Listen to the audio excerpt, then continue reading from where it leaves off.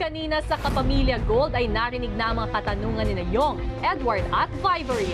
At sa kanilang mga naging sagot, nakakuha ng 3 hakbang papalapit sa ikatlong lucky house si Jerome, 2 hakbang naman kay Cora at tig-isa sina Baninay at Will.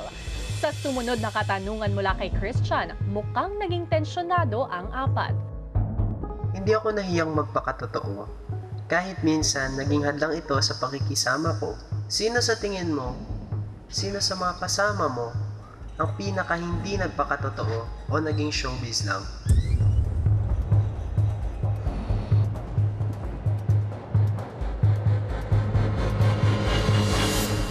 Para sa akin po, Kuya, mapipili ko po si Jerome dahil sa dulo lang po siya nagpakatotoo. So para sa akin, yung iba, mas matagal po nagpakatotoo sa amin. Sa tingin ko po, si Cora po. Kasi po, nung nakita ko po yung improvement ni Cora, akala ko po magiging diretsong pagbabago na po ito. Pero nakita pa rin po namin lahat yung problema niya sa temper niya, lalong-lalo na kapag pressured po ang lahat. Hindi ko kinukuha yung sinabi ni Cora, pero yan talaga yung sasabihin ko. If I have to pick someone, si Jerome, dahil lang nagpakatotoo siya sa dulo at hindi sa sumula. Siguro si Ate Cora.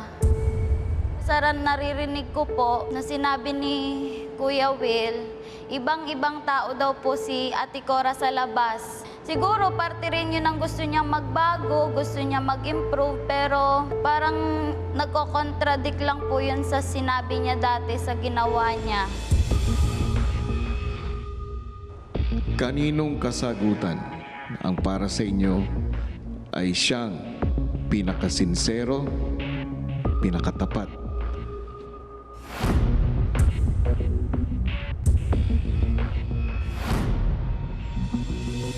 Ang sunod na katanungan naman ay nagmula kay Marco. Sa loob ng bahay ni Kuya, nalaman ko kung anong malaga sa buhay ko. Kung napasaya ang third lucky house, pero biglang kinailangan ka ng pamilya mo, ipapagpatuloy mo pa ba ang pagstay mo sa loob ng bahay ni Kuya para ituloy mo ang pangarap mo or hindi? Honest answer, Kuya, I'm willing to give up anything for my family. Kung magkakaroon ng pagkakataon na kakailanganin ako ng pamilya ko, mas pahalagaan ko, Kuya, yung pamilya ko kasi sobra-sobra yung pagmamahal na meron ako para sa pamilya ko. Hindi matatawaran ng kahit anong bagay, Kuya.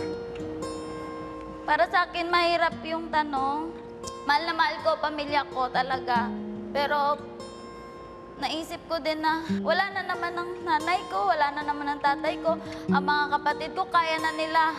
Sa totoo lang, alam ko masaya sila sa akin na pagpatuloy ko yung pangarap ko. For me, I wouldn't leave the house because I know that I am more beneficial to my family for fighting for my dreams. That's what my dad and my mom always told me to do.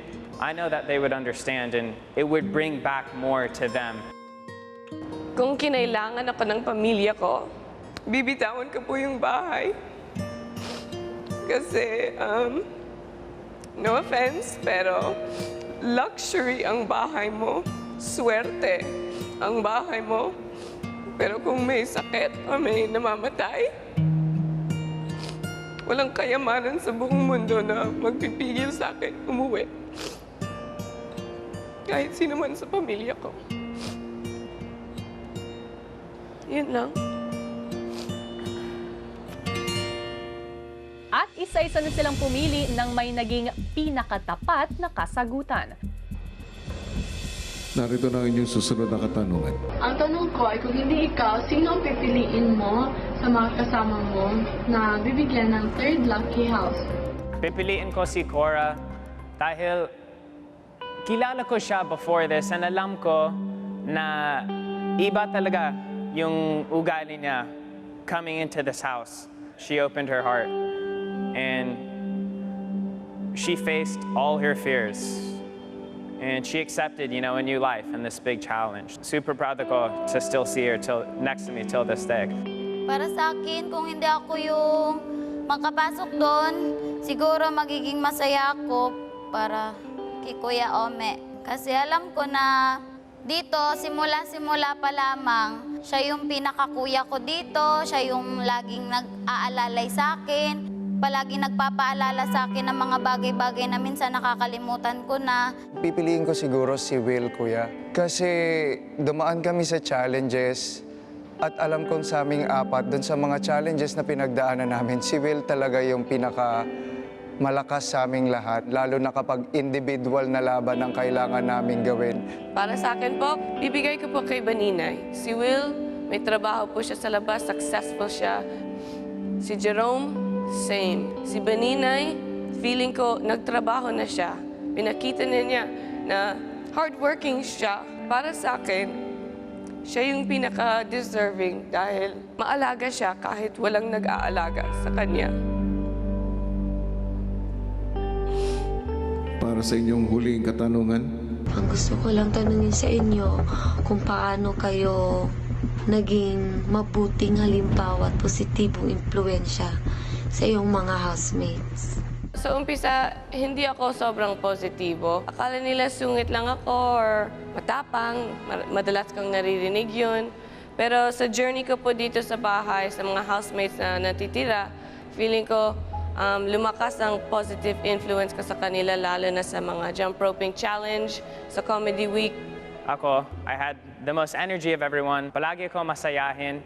I never shared that negativity with anyone else because I know walang idudulot yan na mabuti. Na I try and share, my yoga practices, my healthy living tips, because this is something that you can keep with you for the rest of your life that will make your life better. Siguro po naging positibo po ang impluensya ko sa bawat housemate na sa pamamagitan po ng pagiging kuya ko po sa lahat. Yung simple pong pag-aalaga at paggawa ng mabuting bagay kahit sa mga taong hindi mo kaano-ano.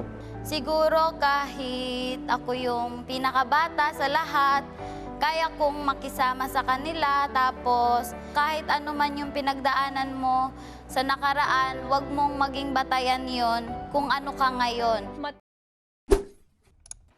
Hey, kapamilya! Be updated with the Pinoy Big Brother housemates by clicking the subscribe button and watch all the latest videos by clicking the I button above.